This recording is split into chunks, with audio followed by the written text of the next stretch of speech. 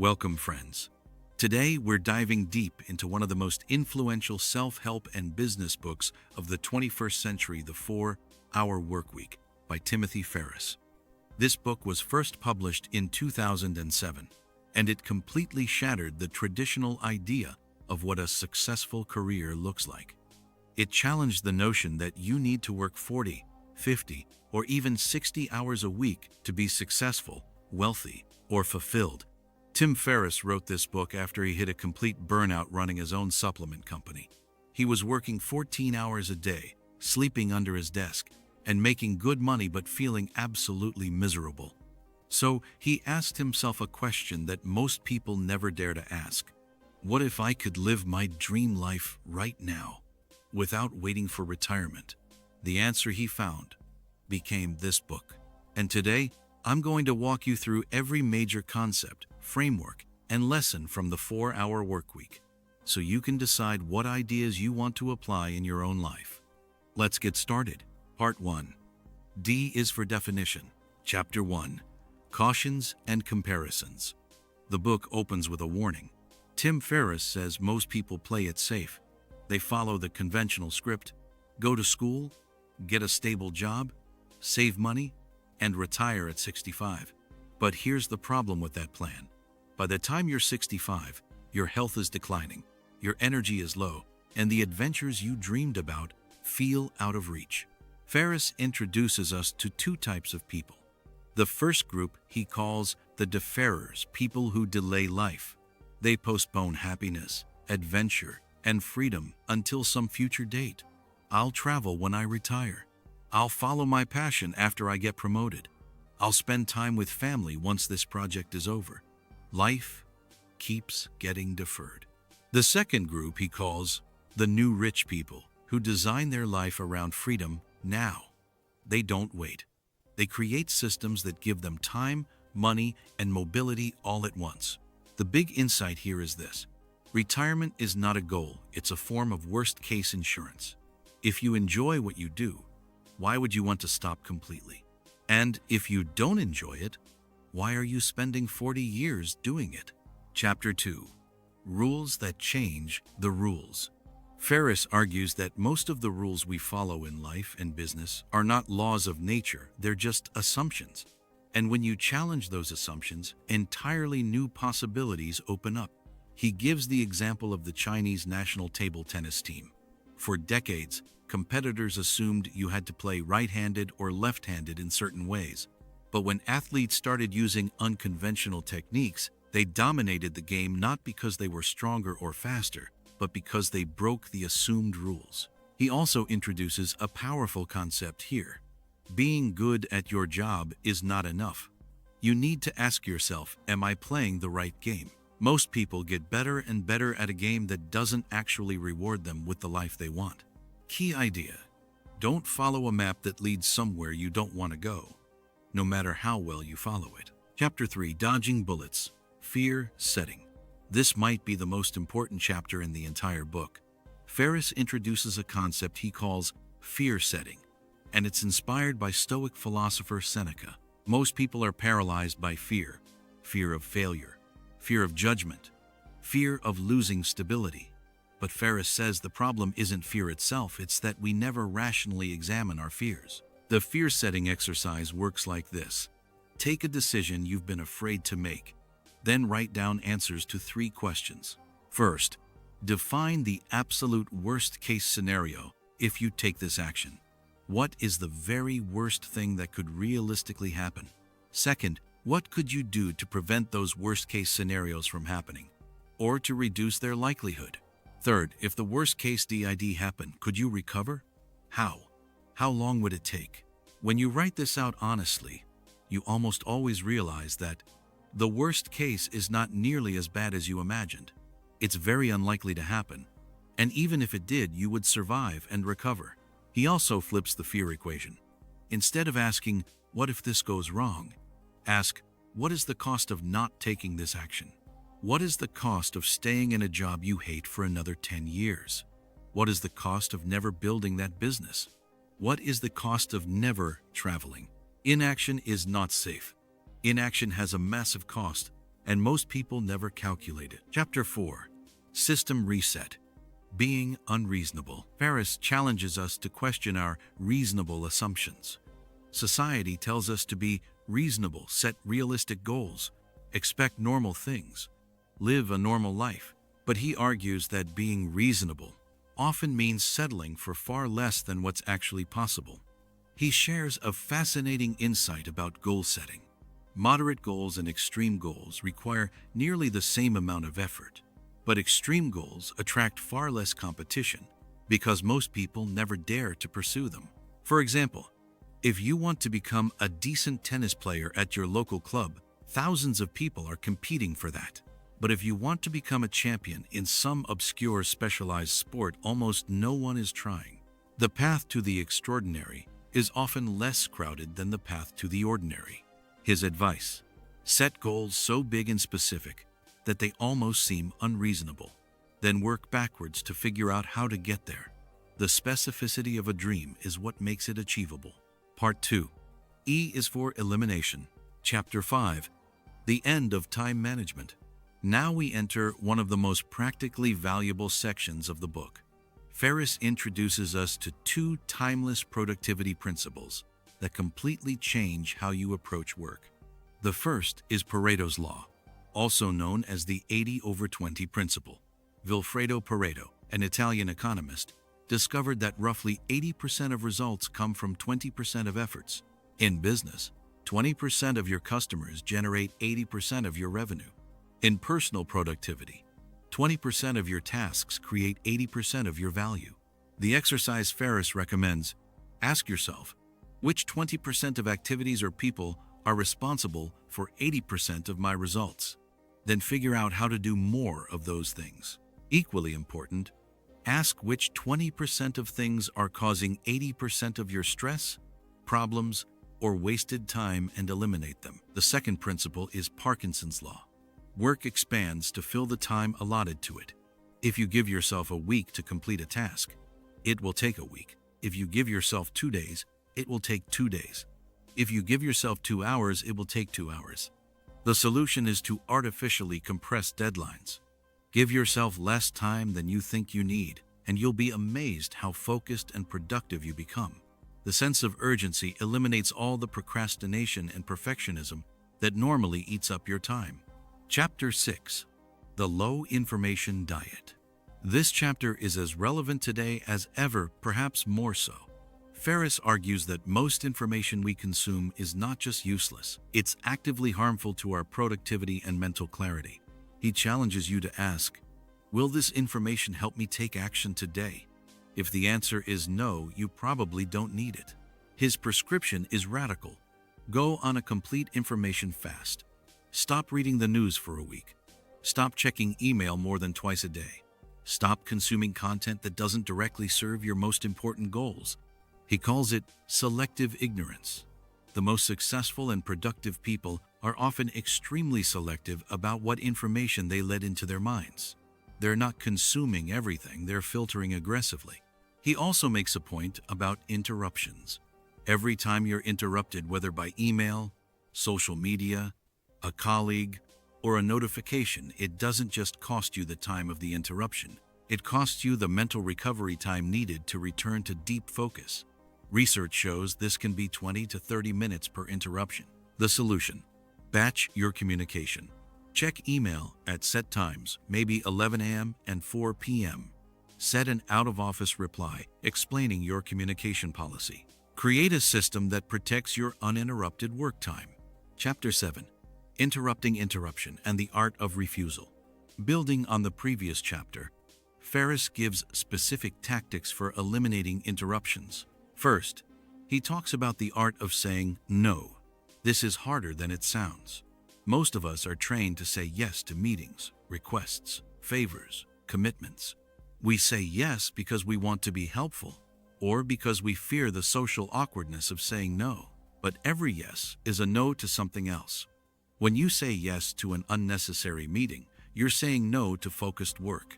When you say yes to a time-wasting request, you're saying no to your priorities. Ferriss recommends developing scripted responses for common time wasters. I'm on deadline right now. can we revisit this next week? Or, I'm only checking email twice a day, I'll respond this afternoon. These scripts let you protect your time without being rude. He also suggests an interesting tactic. Make it harder for people to interrupt you. Close your office door. Put on headphones. Work from a coffee shop. Change your location to signal that you're in deep work mode. The core message: your time and attention are your most valuable resources. Guard them fiercely. Most urgent things are not actually urgent, they just feel urgent to the person asking. Part 3. A is for automation. Chapter 8. Outsourcing life. Here's where things get really interesting. Ferriss introduces the concept of virtual assistants and outsourcing in 2007. This was a radical idea. Today it's becoming mainstream, but most people still don't take full advantage of it. His central question: why are you spending time on tasks that someone else could do for a fraction of your hourly rate? He gives the example. If your time is worth $50 an hour, and you're spending time on tasks that someone else could do for $5 an hour, you're not being responsible. You're being inefficient. Virtual assistants in countries like India, the Philippines, or Eastern Europe can handle an enormous range of tasks: research, scheduling, email management, booking, data entry, customer service, and much more, often at very affordable rates. But Ferriss is clear. The goal of outsourcing is not just to save time. The goal is to create space for you to focus on the work that only you can do, and the life experiences that matter most to you. He also makes a key point about delegating decisions. The most exhausting thing is not the quantity of tasks, it's the constant decision-making. Every time you have to decide something small, it drains mental energy. So delegate decisions, not just tasks. Tell your assistant, here are my preferences. Here's what I value. Use your judgment for anything under this threshold. Chapter 9. Income Autopilot. Creating a Muse. This is the chapter that most people come to the book for. Ferriss introduces the concept of a muse, a business that generates income with minimal time investment. Not a passion project, not a startup that consumes your life, a simple, automated income stream. His criteria for a perfect muse: it should be something that generates at least a few $1,000s per month in profit. It should be highly automated, requiring only a few hours of your attention per week. It should be scalable without proportionally increasing your workload. And it should be detached from your direct time, meaning you're not trading hours for dollars. He gives several examples: information products like ebooks, online courses, or membership sites; physical products with manufacturing outsourced; licensing deals; software tools. The key is that the product or service can be delivered without your constant involvement. He walks through the steps of creating a muse. First, pick a market, ideally one you already know something about.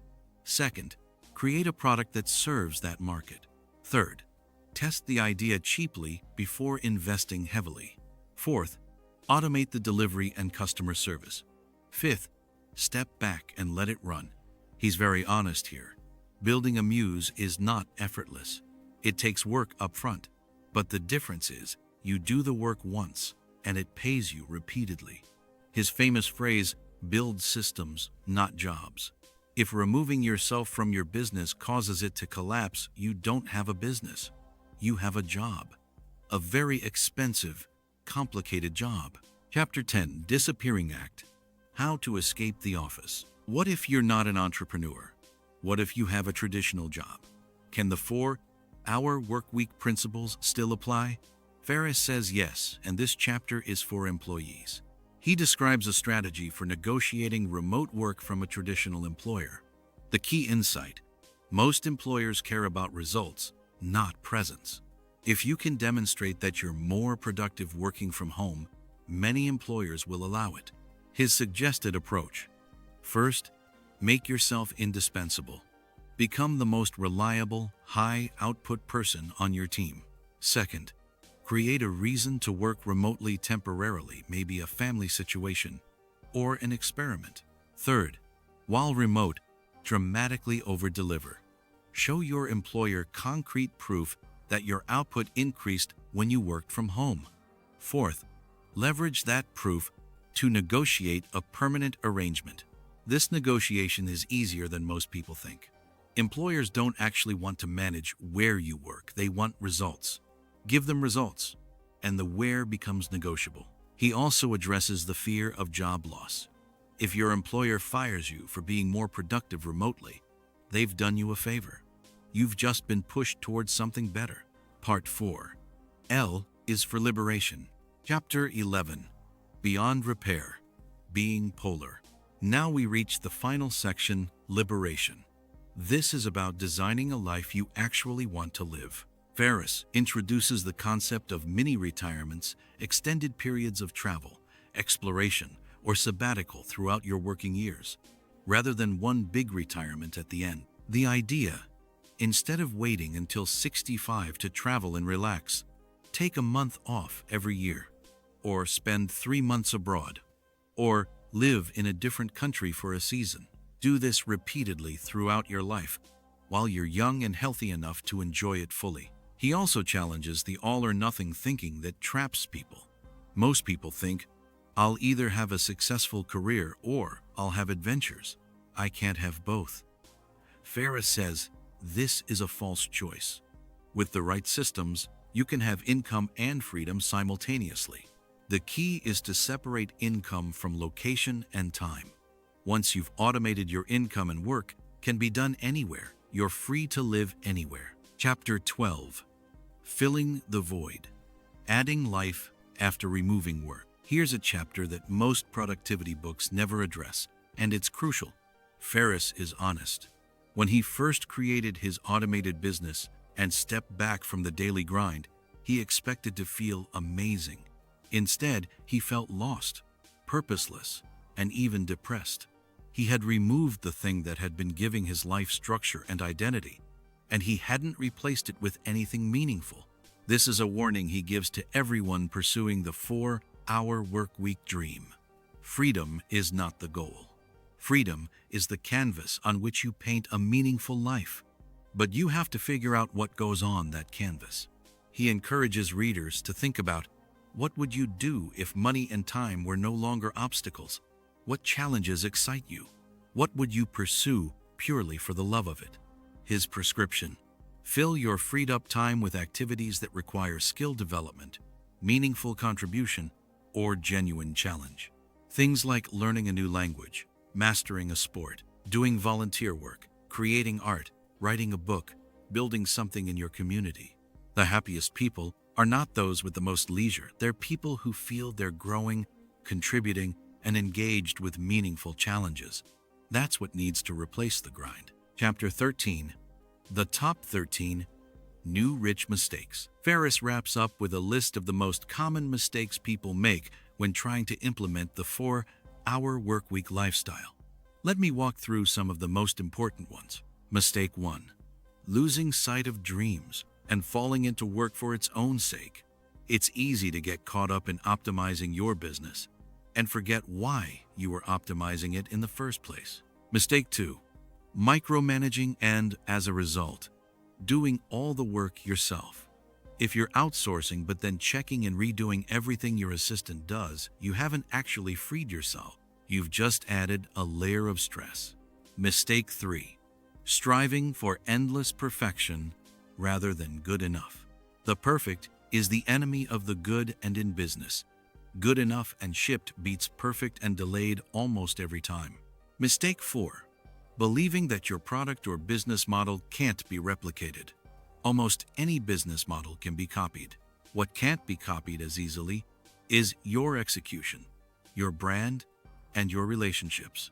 Focus on those. Mistake 5. Not creating enough time for recovery and play. The point of all this optimization is not to do more work, it's to have a better life. If you're constantly working, even on things you love, you'll eventually burn out. Schedule time for rest, adventure, and joy. Make it non-negotiable. Core lessons and takeaways. Let's bring everything together. Here are the central lessons from the 4-hour workweek. 1. The deal framework. Definition: elimination, automation, liberation. These 4 steps are your roadmap from overworked to free. 2.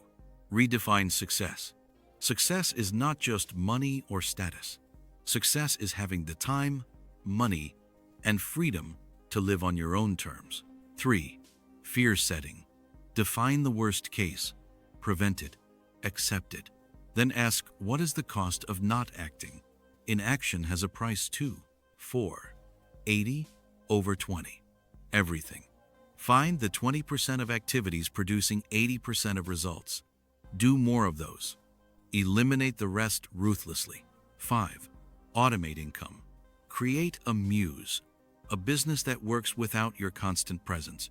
Build systems, not jobs. 6. Mini retirements. Don't defer living until retirement. Take extended breaks throughout your life while you can fully enjoy them. 7. Freedom needs purpose. Free time alone is not fulfilling. Fill it with meaningful challenges, growth, and contribution. Who is this book for? This book is for anyone who feels trapped by their work, whether in a corporate job or running their own business. It's for people who sense that there must be a different way to live, but haven't yet seen what that looks like. It's particularly valuable for entrepreneurs, freelancers, and people in digital careers where location and time flexibility are realistically achievable. That said, not everything in this book is for everyone. Some of Ferriss's specific tactics, like outsourcing everything to virtual assistants, won't fit every situation. The spirit of the book matters more than the letter. Question your assumptions. Design your work around your life, not your life around your work. A balanced view. Criticism of the book. In the interest of being balanced, let's acknowledge some valid criticisms of the 4-hour workweek. First, the lifestyle Ferriss describes is most achievable for a specific type of person, typically someone in a wealthy country, with digital skills, in a location, independent field. The advice is much harder to apply for teachers, doctors, factory workers, or people with family obligations that restrict mobility. Second, some critics argue that Ferriss glorifies a kind of radical individualism, optimizing purely for personal freedom without adequately addressing obligations to colleagues, employees, communities, or society. Third, the passive income dream is real, but it's also much harder and more time-consuming to build than the book sometimes implies. Many people have tried the muse concept and found it took years of consistent effort, not weeks. These are fair criticisms. The book is best read as a source of provocative ideas and new perspectives, not as a literal step-by-step manual that works the same way for everyone. Final thoughts. The 4-hour workweek is, in fact, a book about a specific question.